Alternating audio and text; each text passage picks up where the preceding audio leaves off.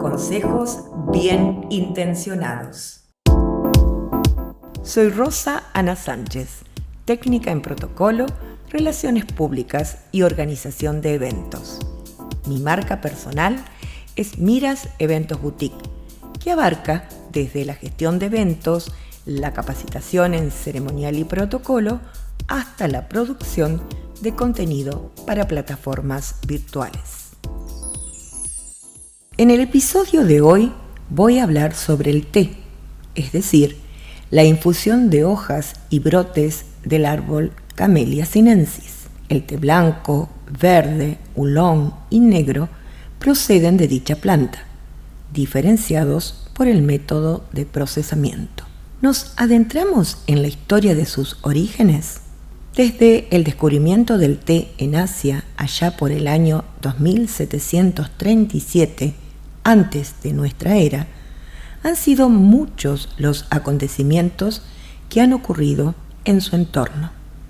Desarrollo de tradiciones y rituales, trazado de rutas comerciales, hasta revoluciones y guerras. Hoy en día se ha instaurado a lo largo de nuestro planeta como la bebida, después del agua, más consumida en el mundo, y ha creado unas ramas interculturales muy importantes. El misterio rodea al origen del té. Según la leyenda popular china, su descubrimiento fue una maravillosa coincidencia. El emperador Shennong ordenó como obligatorio hervir toda el agua destinada para el consumo humano. Un día, mientras descansaba a la sombra de un árbol de té silvestre, una ligera brisa agitó sus ramas.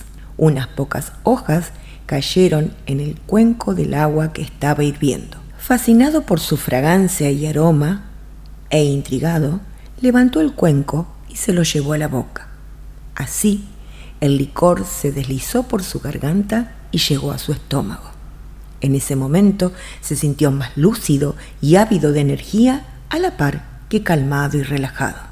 Desde entonces ordenó plantar más arbustos de esta planta y de ahí surgió la cultura del brebaje del té. El consumo de té definitivamente se estableció en China muchos siglos antes de que siquiera se hubiera escuchado en el oeste. Se han encontrado recipientes para el té en tumbas que datan de la dinastía Han, 206 antes de esta era a 220 después de esta era. Pero no fue hasta la dinastía Tang, 618 a 907 después de esta era, cuando el té se estableció finalmente como la bebida nacional de China. Se volvió tan popular que a fines del siglo VIII, un escritor llamado Lu Yu escribió el primer libro sobre té, Cha Qing, el clásico del té. Poco después, el té se introdujo por primera vez en Japón por monjes budistas japoneses que habían viajado a China para estudiar 2 siglos antes. El consumo de té es una parte vital de la cultura japonesa, como se ve en el desarrollo de lo que conocemos como la ceremonia del té. Los mongoles invadieron China en el año 1271 después de nuestra era y establecieron la dinastía Yuan. Estos invasores no se interesaron en la refinada cultura de té china y prefirieron darle su propio toque, más rústico y tosco. No fue hasta la dinastía Ming, 1368 después de nuestra era, que resurgió la cultura del té en China y se empezaron a diversificar los métodos de procesado, pasando del ladrillo o formato comprimido por el formato pulverizado a las hojas sueltas.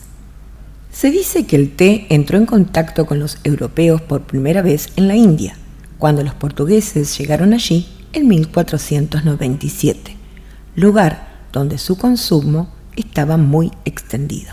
Pero fueron los holandeses quienes lo hicieron popular, convirtiéndose en grandes importadores de té y los que comercializaban con otros países de Europa.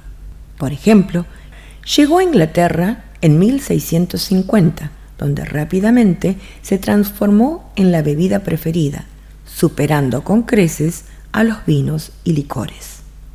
Pobres y ricos lo consumían. Durante el siglo XIX, beber té se convirtió en algo esencial para la vida social británica. La fiesta del té se transformó en el símbolo mismo de la elegancia y la prosperidad.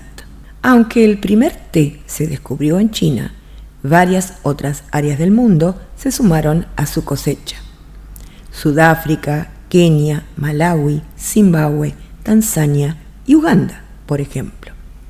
En Argentina, en la provincia de Misiones, precisamente en la localidad de Tres Capones, en el año 1923 se realizaron los primeros ensayos con semillas traídas del exterior. Las pequeñas parcelas dieron origen a un incipiente negocio local.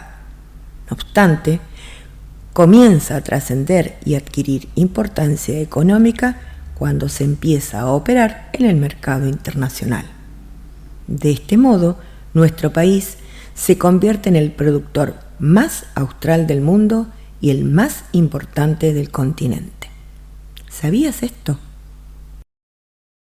Hasta acá compartí algunos datos de la historia del té, bebida natural milenaria cuya contribución a la salud, la cultura y desarrollo económico continúan siendo muy relevantes hoy.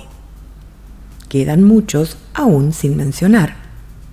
¿Los seguimos descubriendo juntos en próximos episodios? Si te quedó alguna duda, envíame un correo a miraseventosboutique@gmail.com, que también aparece en la descripción de este podcast. Me despido hasta el próximo episodio del podcast Consejos Bien Intencionados.